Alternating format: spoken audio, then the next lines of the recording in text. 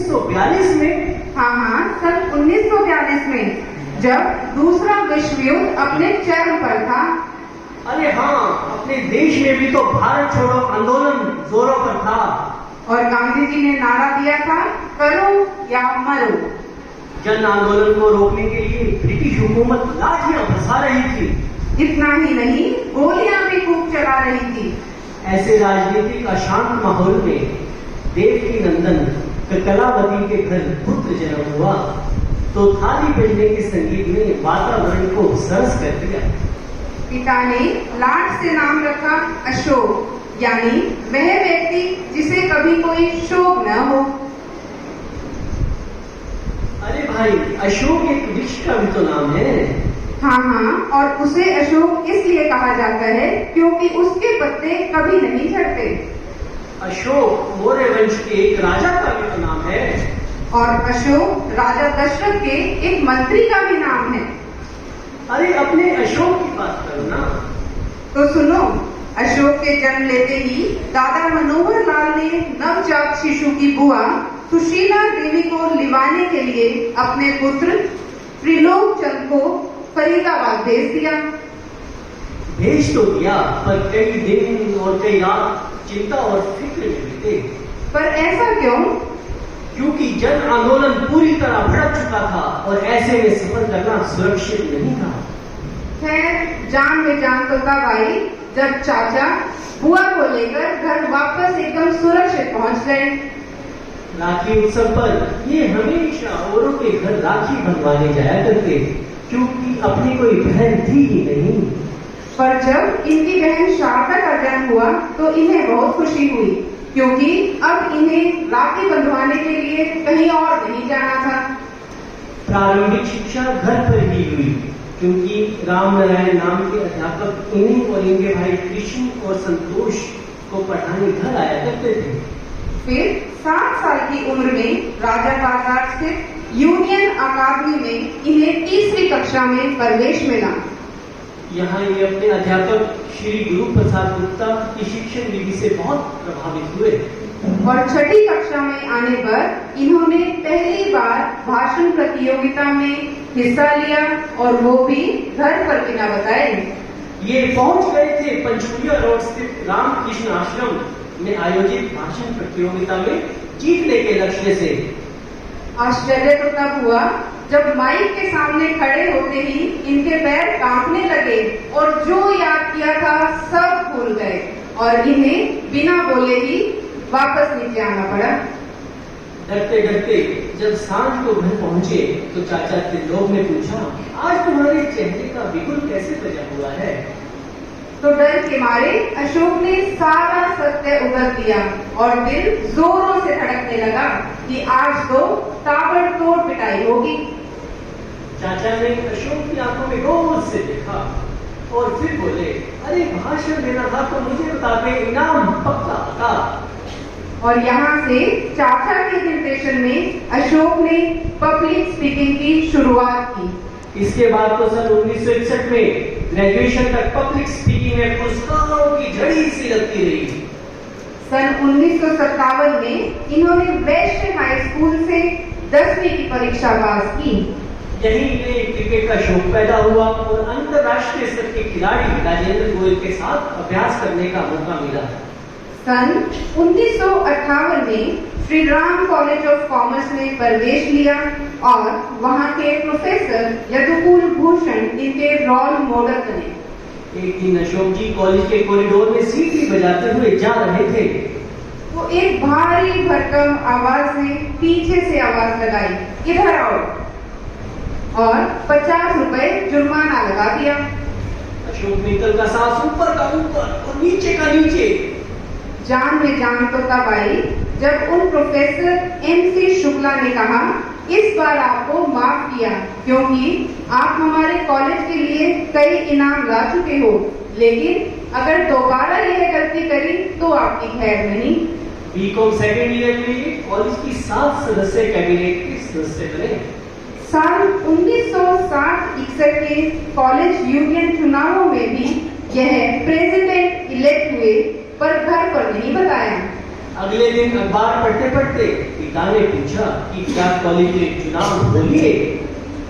और अब तक भी अशोक ने अपने पिता को नहीं बताया था कि उन्होंने भी चुनाव लड़े हैं।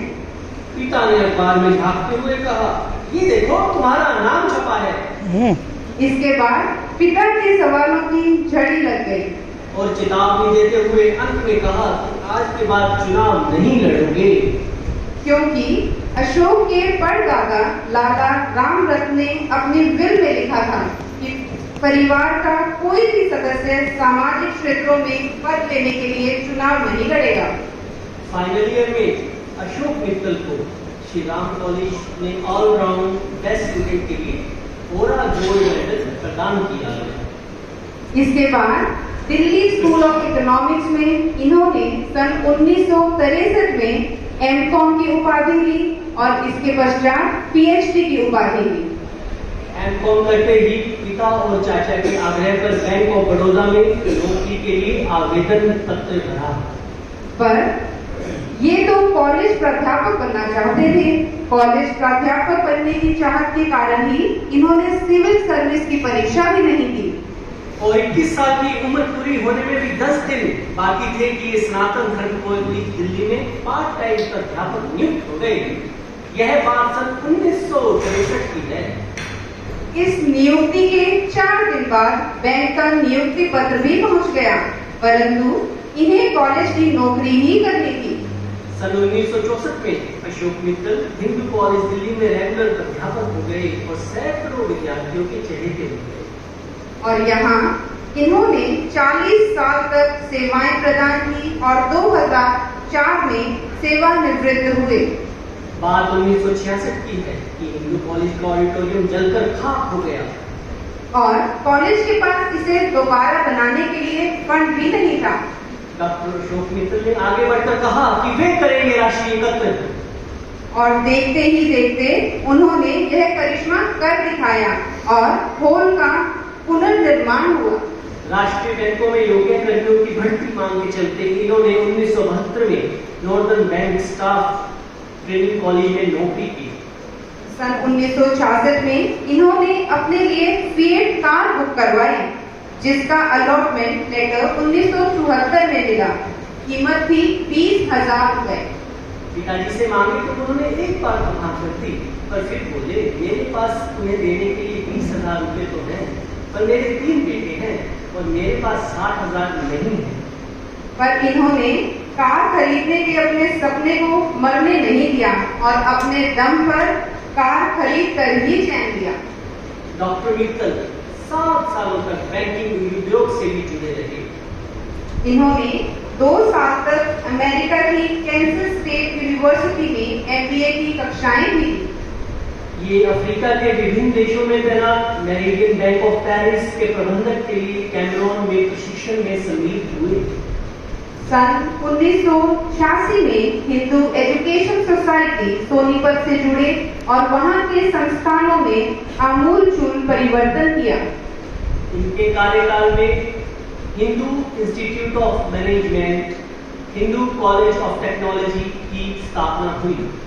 साथ ही फार्मेसी कॉलेज और मंदबुद्धि बच्चों के लिए स्कूल प्रारंभ किए। डॉक्टर मित्तल बैंकिंग उद्योग से भी जुड़े रहे। यूएसए स्थित rating agency Thomson bank forge ने 1995 से 2002 तक भारत के प्रतिनिधि के रूप में भारतीय बैंकों की निगरानी की।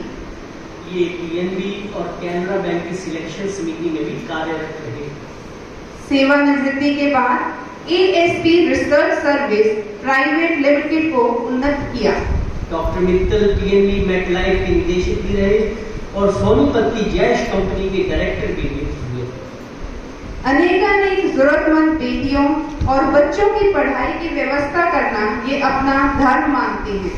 इतना ही नहीं, ये चाहते हैं कि गांवों के किसानों की आर्थिक स्थिति बेहतर हो और यह भी चाहते हैं कि पर्यावरण की शुद्धता पर आंच न आए।